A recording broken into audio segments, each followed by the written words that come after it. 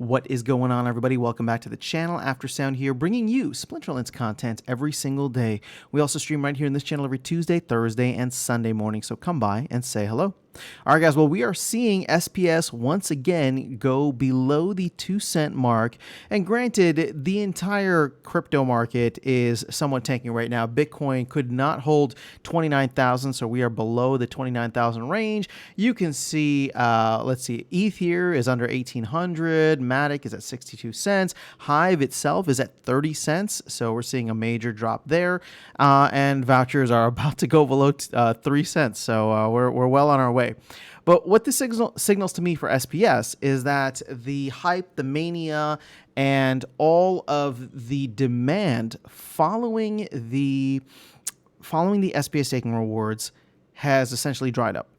We have gotten to a point where I think people are either just comfortable with where they're at, or they've acquired as much SPS as they need. So as we go down to the total amount of SPS, you can see here we're over 1.1 billion. We have about 659, almost 660 million that is currently being staked, and then another 443 million that is sitting in sitting liquid. Now, a good amount of that is going to be in liquidity pools as well as in the DAO.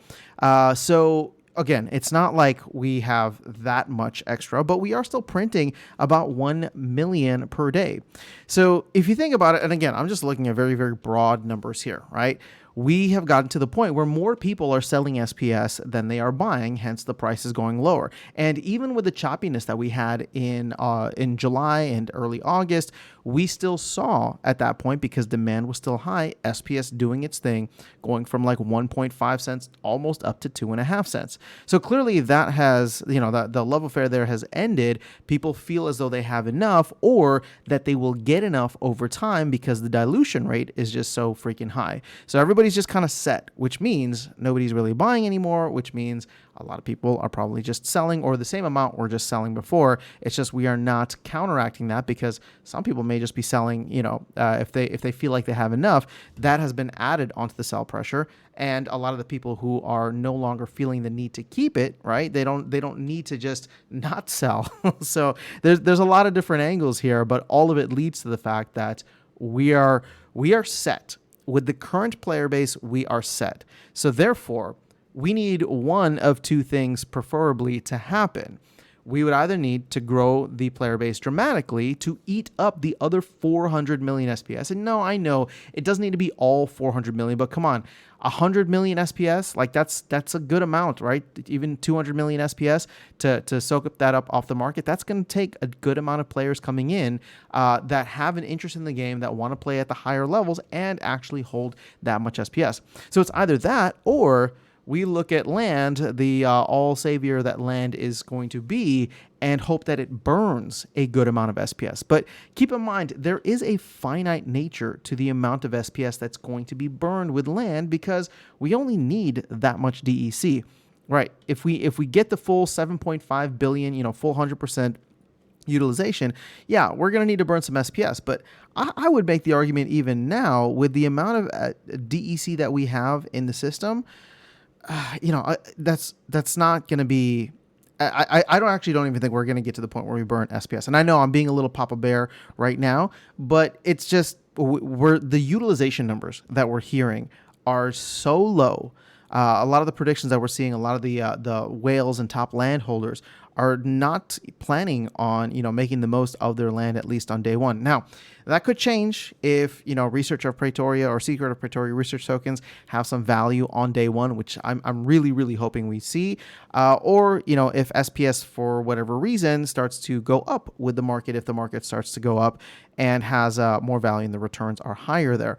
But ultimately, if we're going to see anywhere between like 5 to 20% of utilization of land, 20% of utilization, 20% utilization is 1.5 billion, right? So that doesn't even get us down under the 3 billion range, which is why I'm saying like we really need 30% plus in order to start feeling that crunch, because we only have like a billion or so tied up in liquidity pools.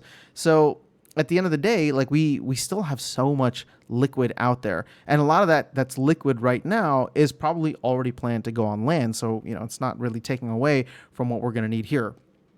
But at the end of the day, we need to get taking this back to SPS. We won't talk about land anymore, but taking this back to SPS, it just shows that there's so much in the system. We need the flywheel to really take action here. And again, I'm hopeful that Land 1.5 can start to eat into that, but I'm not quite confident that Land 1.5 is going to be the full-on solution, especially since that Land 1.5 is going to be missing a lot of key features, right? You won't have the titles for the Secret of Pretoria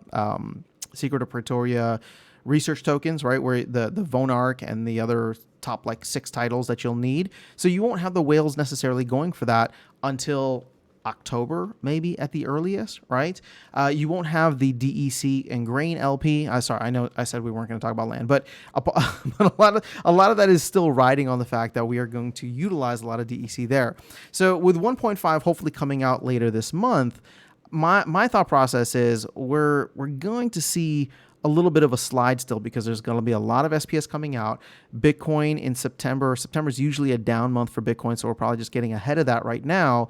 And it may not be until October that we see another major run for SPS. Now, I could be wrong. And I would love to be wrong, but I'm just trying to keep it real here with you guys in terms of what we're seeing. Now, once Land 1.5 is out, I don't know what the team has up their sleeve. I hope it's full of magic tricks and they got a lot of cool things coming out post Land 1.5, like very closely after 1.5, but they've been working hard on that. So I think there's going to be some time for them to take a break, to recalibrate, and to focus in on, what these other game modes and little features and tournaments and all this stuff that they want, all these things that they want to impact. I think it's probably going to take a couple of months, which is why I'm really eyeing October as the next time that we see any kind of potential for SPS. And when I say this, I'm not trying to make a price prediction. Obviously, I think that any kind of buying pressure on SPS is going to be good, but I just don't see that necessarily happening over the next couple of weeks or even months due to the fact that I don't think that Land 1.5 is going to be able to eat up as much as we're hoping for. 1.6, on the other hand, can start to eat in a little bit more. And then, of course, 2.0, when we get that in 2024, that's what I think is really going to push us in for the long run, right? We're going to have 50 different resources there. They're each going to require DEC as a pair for the liquidity pools. There's going to be a bunch of things that people are going to go for that have value or different kinds of value, and SPS is just going to be a small piece of that. So again, I'm excited for where things are going to be in maybe about a year from now, and maybe about 2 months from now. Sorry, the reason I said years, if you were on the Splinterlands TV stream last night, or if you watched the replay of that, that's kind of like my bullish outlook. It's just like I'm really excited to see where Splinterlands is going to be a year from now. But at this point in time, it's like land is cool. It's going to be fun. We're all going to be hyped up when it's there. I don't know that it's going to do what we need it to do in terms of reducing the amount of SPS that is currently in circulation. But I have a little bit more confidence. It's like every step of the way there, I think it's going to chip away. There's not going to be some kind of major one silver bullet that happens. I think Land 1.5 is going to get the process started, hopefully. Then 1.6 is going to chip away at it. 2.0 is going to chip away at it, and then hopefully we find ourselves in the middle of a Bitcoin bull run by the end of next year. But that is all I have for you guys in this video. Let me know your thoughts in the comments below. Otherwise, I will catch you all in the next one and see you around the game. Take care.